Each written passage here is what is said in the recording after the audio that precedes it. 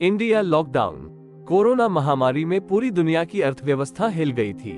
कई जिंदगियां तबाह हो गईं, तो कई तबाह होते होते बच गईं। इस महामारी में हर एक जीवन प्रभावित हुआ था, पर अपने हैसियत और जरूरतों के हिसाब से।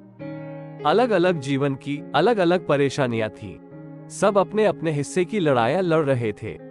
कुछ अपने जीवन को बचाने के लिए लड़ रहे थे, कुछ अपने रिश्तों को, तो कुछ उनके जीवन में अचानक से आए खालीपन को भरने की कोशिश कर रहे थे। पर एक चीज जो नहीं बदली थी, वो था इंसान का चरित्र। इस महामारी में भी जहां सबको जीवन में आए इस झटके से खुद को संभालना था, वहीं कुछ लोग दूसरों की मजबूरियों को समझे बिना अपने चरित्र और स्वभाव में जी रहे थे। हर जीवन और उसके आसपास कुछ छोटी छोटी घटनाएं घटित हो रही थी।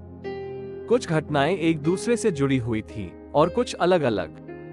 यही घटनाएं कुछ समय बाद कहानियों में तब्दील हो गईं।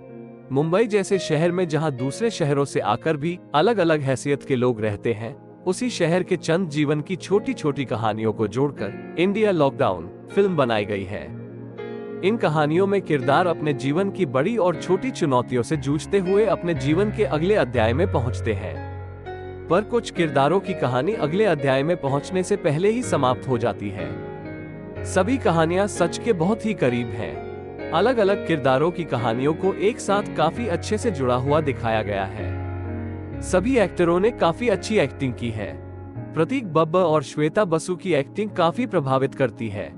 प्रतीक एक बिहारी प्रवासी मजदूर की भूमिका में है, जो अपने परिवार को बचाने के लिए संघर्ष कर रहा है।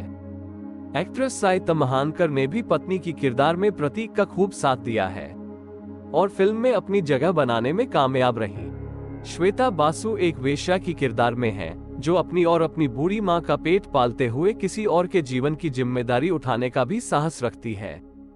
बाकी किरदारों का जीवन थोड़ी बेहतर स्थिति में है, पर उनकी भी अपने लेवल की भावुकता, रिलेशनशिप और विलासिता की कुछ जरूरतें हैं, जो बड़े शहरों में अक्सर होती हैं।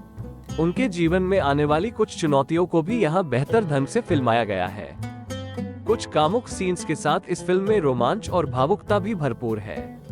पूरी फिल्म दर्शकों को बांधने में कामयाब रहती है और एक फील गुड फैक्टर के साथ समाप्त होती है।